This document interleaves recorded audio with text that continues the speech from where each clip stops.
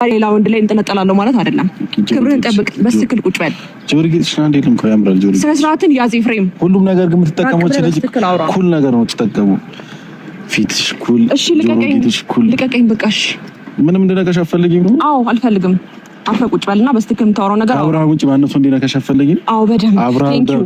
አብርሃም ደግሞ የሩታን ሰውነት እየነካካ ነው በዚህ ሰዓት።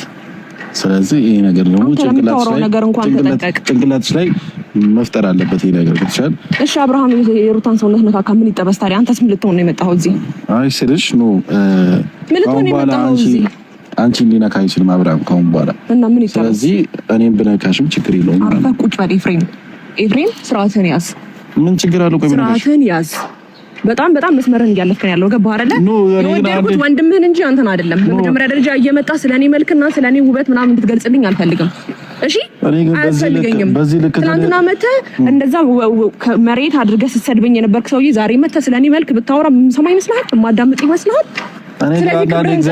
አንዳንዴ ግን የሰው ልጅ ይገርመኛል። ምክንያቱም የሆነ ስታደንቁት ቆንጆ ሆነ ስትሉት የሆነ ነገር ካሜራ ስትሉት ትንሽ እንትን ይላል። እኔ እንጃ ምናልባት ትናንትና በጣም ተናደህ ስለነበረና ቤት ድረስ መተህ የማይሆን ሁካታ ለመፍጠር ስለሞከርክ በእንደዚህ አይነት መንገድ ድጋሚ ያገኛለሁ ብዬ አላሰብኩም ነበር። ስለዚህ አሁን ዋና ፖይንትን ተናገርና ኤፍሬም እረፍ በቃ ዋና ፖይንትን ተናገርና ልሂድበት። አትነካካኝ እንደዚህ። ቆይ ባቅፍሽ ምንድነው ችግሩ? አንቺ ቆይ ምን ችግር አለው? በቃ እረፍ። ቆይ እሺ ተረጋጊ። ቆይ በስነ ስርዓት እያወራን ነው በቃ አልፈልግም እኮ ነው። እሺ አንዴ እኮ በስነ ስርዓት እያወራን ነው እኮ። በትክክል የምታወራው ከሆነ በትክክል አውራ። በትክክል እኮ ነው እያወራሁሽ ያለሁት ሄርሜላ። እንዴ ሴትነትሽን እንድታከብሪ ሴትነትሽን እንትን እንዳይል ዝቅ እንዳታደርጊ እኮ ነው እየነገርኩሽ ያለሁት። ገብቶሻል አይደል?